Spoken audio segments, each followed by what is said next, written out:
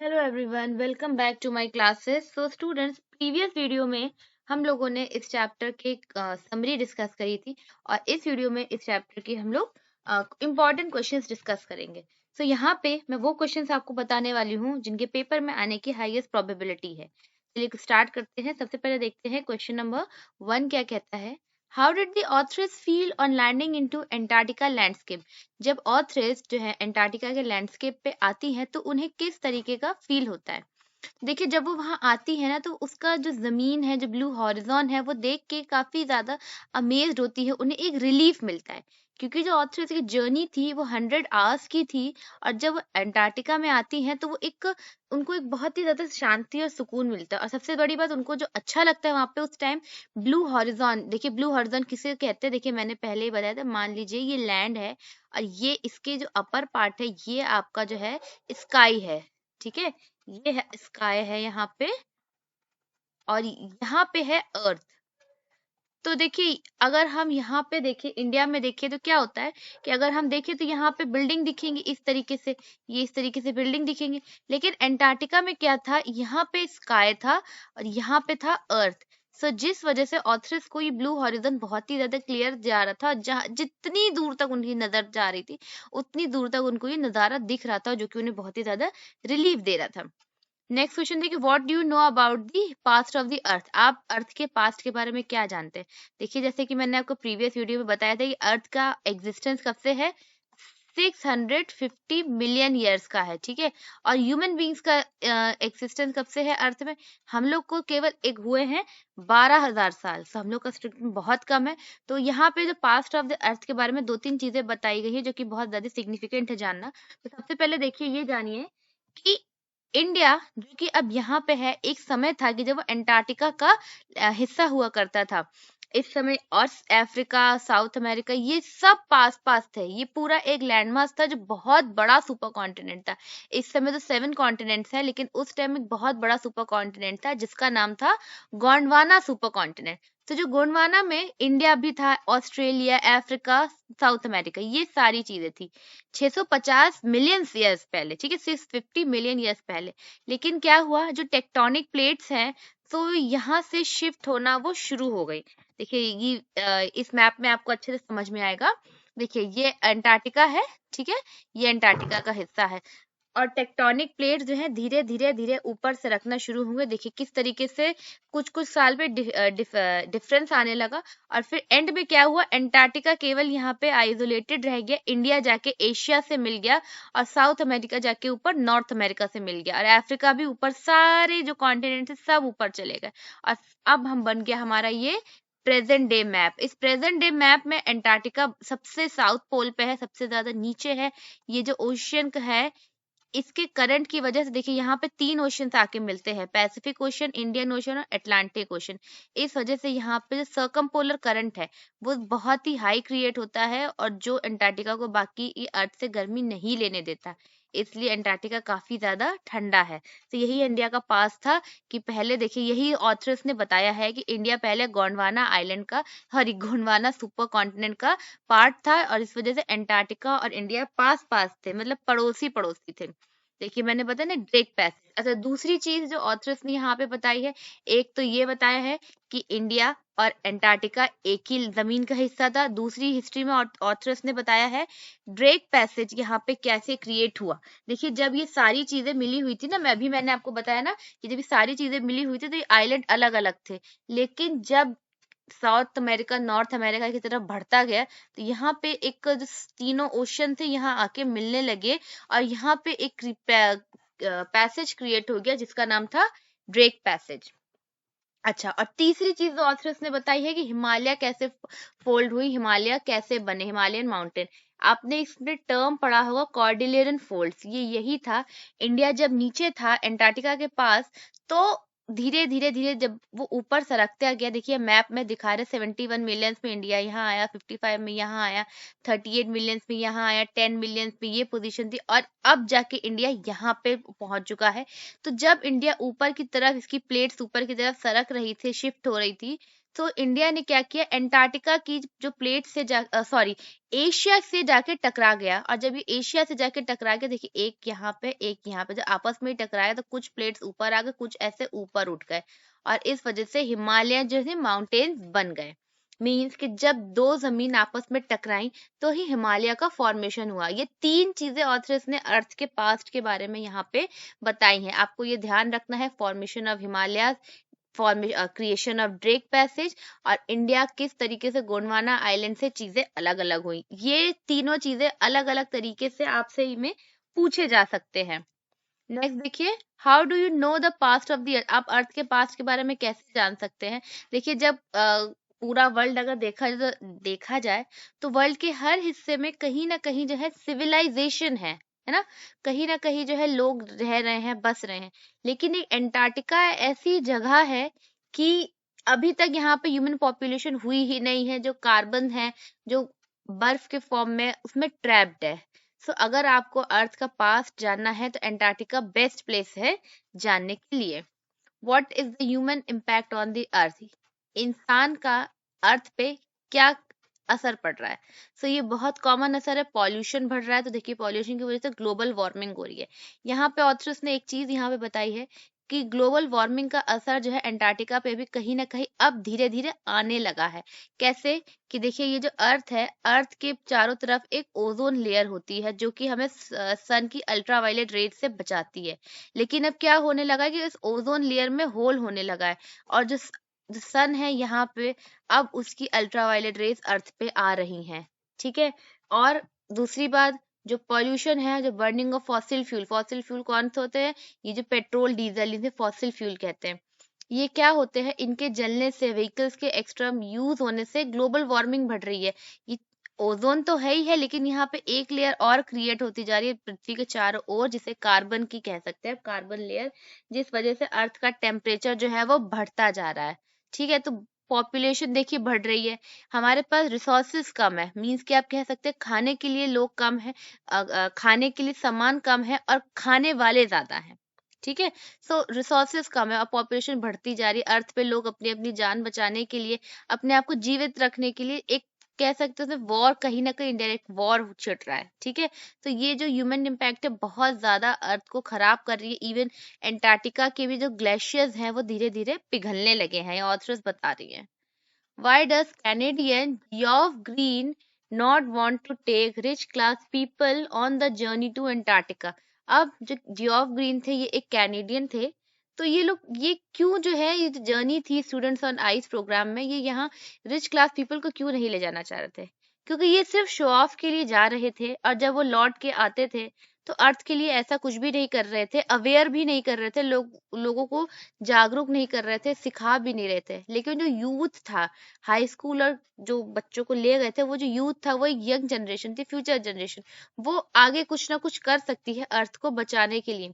देखिए यहाँ ऑथर्स ने एक बात और कही है कि अपने सोफे पे बैठ के ये जो है न्यूज को जानना कि ग्लेशियर पिघल रहे हैं बात अलग है, और अपनी आंखों से वहां पे देखना बात अलग है।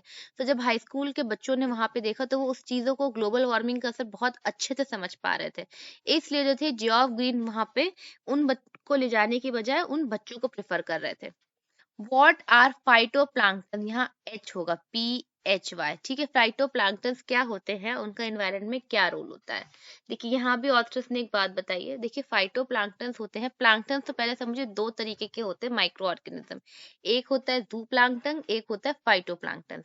तो जो फाइटोप्लैंक्टन होते हैं एक तरीके की एल्गी होती है। ये क्या करती है कि अर्थ से जितना भी कार्बन है उसको खुद में एब्जॉर्ब करती है और ऑक्सीजन रिलीज करती है। ये मरीन लाइफ के लिए बहुत ज्यादा इंपॉर्टेंट है। ठीक है। मरीन लाइफ में जो मीन्स जो अंडर वाटर है, वाटर लाइफ के लिए उनको ये खाना बन जाते हैं, ये उनके लिए बहुत ज्यादा इंपॉर्टेंट है। और अगर ये फाइटोप्लैंक्टन ना हो तो मरीन लाइफ पूरी की पूरी डिस्टर्ब्ड हो जाएगी। मेरे ख्याल से वो शायद ही अपने आप को ज्यादा टाइम तक सरवाइव कर पाए, और अगर मरीन लाइफ डिस्टर्ब होगी तो उसका पूरा असर इन्वायरमेंट में आएगा। आप लोग ने फूड साइकिल देखी होगी, फूड चेन देखी होगी, अगर उसमें से एक भी चीज गायब हो जाए तो किस तरीके से पूरी फूड चेन गड़बड़ हो जाती है। तो फाइटोप्लैंक्टन बहुत जरूरी थे, इसीलिए इन्हें बचाना बहुत जरूरी है। Take care of the small things and the big things will fall into place. यहाँ पे एक लाइन का मतलब बताइए। तो ये लाइन क्या कह रही है कि आप छोटी छोटी चीजों की जो है ध्यान रखिए, बड़ी चीजें अपने आप ही ठीक हो जाएंगी। कैसे? यहाँ एक एग्जाम्पल देती हैं ऑथर्स फाइटोप्लैंक्टन्स का। देखिए, अगर हमें फाइटोप्लैंक्टन्स को बचाना है तो सबसे पहले जो अर्थ पे जो एक्सट्रीम रेडिएशन बनती जा रही है, ग्लोबल वार्मिंग को रोकना होगा। ठीक है, अब ग्लोबल वार्मिंग को रोकने के लिए सबसे पहले फॉसिल फ्यूल्स को कम करना होगा, पॉल्यूशन कम करना होगा। तो जब पॉल्यूशन कम होगा, फॉसिल फ्यूल का यूज कम होगा, तो ऑटोमेटिक जो है ओजोन लेयर का जो होल है वो और ज्यादा बढ़ेगा नहीं, और जो हो गया है वो हील होने लगेगा। कार्बन की जो लेयर बनती जा रही है अर्थ के चारों ओर वो खत्म हो जाएगी, है ना। तो ये सारी चीजें वहां पर हो जाएंगी, और जब ये सारी चीजें होंगी तो फाइटोप्लैंक्टन अपने आप सही हो जाएंगे। अच्छा, लेकिन अब हम लोग तो फाइटोप्लैंक्टन्स को ठीक करने के लिए ये सारी चीजों को सही कर रहे हैं, लेकिन इन सब के सही होने से बाकी सारी चीजें भी अर्थ में सुधर जाएंगी। अगर पॉल्यूशन ठीक होगा ना, अगर नहीं होगा पॉल्यूशन तो हम लोग की हेल्थ भी सुधर जाएगी। सो इसीलिए कहा गया है कि take care of the small things and big things will fall into place. Next question कहता है, what does the Geoff Green choose Antarctica to visit. ठीक है, यहाँ पे क्वेश्चन ये पूछने का थोड़ा सा गलत हो गया। पूछे, why does the Geoff Green choose high school students Antarctica to visit. ऐसा क्यों कर रहे हैं जियो ऑफ ग्रीन? क्योंकि देखिए, अभी मैंने बताया ना कि जो यूथ है ना, ये यूथ ही हमारे देश को, दुनिया को आगे लेकर जा सकता है। ये यूथ ही ऐसा है जो, अभी तो इनमें बहुत सारी उमंग होती है, एनर्जी होती है कुछ करने के लिए, है ना, चीजों को सुधारने के लिए। इस वजह से यहाँ पे जो है जियो ऑफ ग्रीन यूथ को ले जाना चाहते थे। Why was the programme so successful. Programme इतना ज्यादा सक्सेसफुल क्यों रहा? क्योंकि ऐसे देखा जाए कॉमनली लोगों के लिए जो है अंटार्कटिका जाना पॉसिबल नहीं है। क्या कभी सुना है कि हाँ भाई चलो अंटार्कटिका घूमने चले वादियों में बर्फ की? है, ऐसा तो पॉसिबल नहीं है ना। अगर आपका कोई स्पेशल टूर है, इस तरीके से कोई बहुत बड़े पैमाने पे ऑर्गेनाइज हो रहा है, तभी आप वहां पे जा सकते हैं, वरना इजिली वहां पे नहीं जा सकते। क्योंकि वहां पे तो कोई, आप एरोप्लेन के थ्रू भी नहीं जा सकते, कोई हवाई अड्डा ही नहीं है, कोई वहां पे एयरपोर्ट ही नहीं है, ट्रेन भी नहीं जा सकती है, तो बहुत ज्यादा जो है दूर पड़ता है। दूर की बात छोड़ी, बहुत ज्यादा इम्पॉसिबल भी होता है वहां जाना। तो आप इस तरीके से वहां पे नहीं जा सकते हैं। इसलिए प्रोग्राम बहुत ज्यादा सक्सेसफुल था, क्योंकि ये प्रोग्राम लोगों को इजिली ले जा रहा था। According to the authors, what is the best way to realise the threat of global warming. अब देखिए, यहाँ पे ऑथर्स के अकॉर्डिंग जो है ग्लोबल वार्मिंग का जो असर है उसको रियलाइज करने का सबसे अच्छा तरीका क्या था? ऑथर्स के अकॉर्डिंग सबसे अच्छा तरीका ये था कि आप खुद अंटार्कटिका जाएं, ग्लेशियर्स को पिघलते देखें, और तब जाके आपको समझ में आएगा कि ग्लोबल वार्मिंग का अर्थ पे क्या असर पड़ रहा है। देखिए, अंटार्कटिका में जो बर्फ है, दुनिया की समझिए 90% जो आइस है वो अंटार्कटिका में जमी हुई है। तो अभी तक तो अंटार्कटिका में इतनी बर्फ है, इतनी ठंडक है कि सी के थ्रू तो उसको गर्मी मिल नहीं पाई, क्योंकि जब गोंडवाना सुपर कॉन्टिनेंट से सारी चीजें जब अलग हुई तो अंटार्कटिका अकेला रह गया, और जो सी जो करंट है उसकी वजह से वो गर्मी नहीं मिल पाई। इस वजह से वो अभी तक जमा हुआ है। लेकिन जो अर्थ के चारों ओर जो एक ब्लैंकेट क्रिएट हो रहा है कार्बन का, उससे अंटार्कटिका को गर्मी मिल रही है, और इस वजह से जो है ग्लेशियर्स अपने आप पिघल रहे हैं। तो इसलिए ऑथर्स कहती हैं कि अगर आपको जानना है तो आप सोफे पे बैठ के न्यूज में नहीं जान सकते, उसको एहसास नहीं कर सकते ग्लोबल वार्मिंग का थ्रेट, इसीलिए एक बार अंटार्कटिका जरूर जाना चाहिए। What was the author's experience when she was asked to walk on the ocean? जब ऑथरस को ओशन पे वॉक करने के लिए कहा गया तो बहुत ज्यादा हैप्पी हुई। यह अब तक का अंटार्कटिका ये काफी अच्छा उनका एक्सपीरियंस था। जब वो वॉक कर रही थी तो उन्हें ये देखा कि जो 180 मीटर समथिंग कुछ इसी तरीके से आइस लेयर के नीचे भी एक लाइफ थी, मरीन लाइफ थी। तो ऑथरस को वहां जाना बहुत ही अच्छा लगा। What fear did authors express. Authors में एक फियर एक्सपोज करती है, बताती हैं कि क्या हो अगर अंटार्कटिका भी पहले की तरह गर्म हो जाए, मीन्स कि ये जितनी बर्फ है यहाँ की पिघल जाए, तो क्या हम लोग तब जिंदा रहेंगे ये देखने के लिए। दरअसल ऑथर्स ये कहना चाह रही है कि अगर पॉल्यूशन इतना ज्यादा बढ़ता जाएगा, कार्बन की लेयर इतनी मोटी थिक होती जाएगी, ग्लोबल वार्मिंग बढ़ जाएगी, तो अंटार्कटिका की 90% बर्फ अगर पिघल गई, तो क्या इतने पॉल्यूशन जब भाई ऑब्वियस सी बात है कि जब पॉल्यूशन हद से ज्यादा बढ़ जाएगा तो ह्यूमन पॉपुलेशन खत्म ही हो जानी है, और ह्यूमन पॉपुलेशन खत्म होगी उसी के बाद जाके कम से कम ये 90% जो आइस है मेल्ट होने पाएगी। सो ऑथर्स कह रही कि क्या इतने पॉल्यूशन के बाद भी हम लोग ये जिंदा रहेंगे देखने के लिए कि अंटार्कटिका पहले की तरह हो गया है, तो कैसा लग रहा है। तो ऑथर्स यहाँ पे अर्थ के पॉल्यूटेड होने का, अर्थ के डिस्ट्रॉय होने का डर जो एक्सप्रेस करती हैं। A lot can happen in a million years, but what a difference a day makes. Explain the given line. अब देखिए लाइन बहुत इंपॉर्टेंट है, यहाँ ऑथर्स क्या कह रही हैं कि मिलियन ईयर्स में बहुत कुछ हो सकता है, लेकिन एक दिन में जो हो सकता है कितना एक डिफरेंस क्रिएट कर देता है। देखिए यहाँ पे इसका मतलब ये है कि अर्थ को बदलने में, जो पहले अर्थ किस तरीके का हुआ करता था, 650 साल लग गए इंडिया को अंटार्कटिका से अलग होने में और अब एशिया में मिलने में।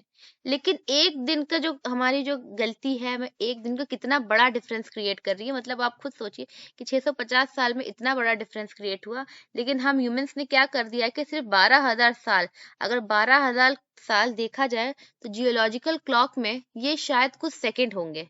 तो इन द सेंस कि कुछ सेकंड में ही हम लोगों ने अर्थ को इतना ज्यादा डिस्ट्रॉय कर दिया है।